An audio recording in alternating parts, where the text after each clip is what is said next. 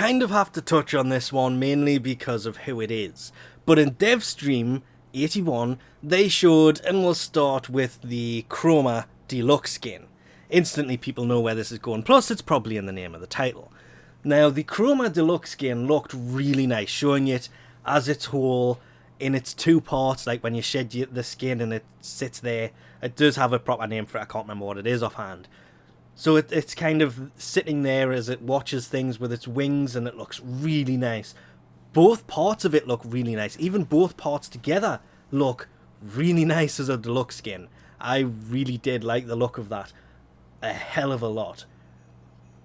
I don't want to say really what it kind of reminds us of or what it looks like or anything like that, because it's pretty clear where the concept for this has come from. It's kind of also not that much different from his normal one, just a lot nicer than his normal skin. Not to say his normal skin is horrible, his normal skin looks really nice. I do use Chroma, just not that often. And I don't know why anymore, because Chroma is a really effective Warframe. That will probably make me use him a lot more than I do now. That, and, well, I have tried to do this 2 or 3 times, and every time I've pointed out one thing that will just ruin this for everybody. So I'm going to avoid it at all costs, despite the fact it is there in the back of my head, because, well, it just is. But this is the Frost Deluxe skin, and trust me to actually miss the dev stream that they turn around and go, oh yes, he has the Frost Deluxe skin. I missed it. Damn it. So I started getting messages, what do you think of it, before I'd actually seen it.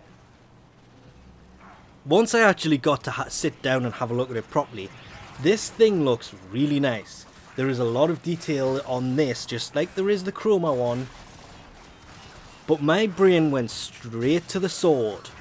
If the sword is probably going to come as part of a bundle, it's a skin for another weapon that's probably going to be about waist height. So that kind of rules out the War, the Galatine, because they're too big. The Gram, also too big. It could go on something like the Plasma Sword, which, to be honest, would be a waste of a skin, because the Plasma Sword is not that effective. So I would like to see what it goes on, to be honest. But releasing that as its own weapon would be amazing. And of course, if they did, it would have to be... I would love to see it come as a non-elemental blade, so it has physical damage only, crit, slight little status, because it has no elemental thing on it. The main reason for this is, once you put fire on this, you're basically going to be wielding an ice sword that's on fire. So you're waving around ice that is on fire. If you think about it, that would look pretty badass in any way they do it, depending on the actual sword. So I like the fact the sword was blue, even if it wasn't intended to be blue. That was pretty nice. I'm going to get so wrong for that.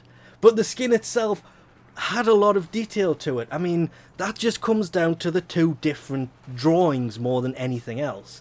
The Chroma one has a lot of detail there, you can see, but it's not as refined as the drawing was for the Frost. Remembering, these are both concept drawings. These are not finalized anything.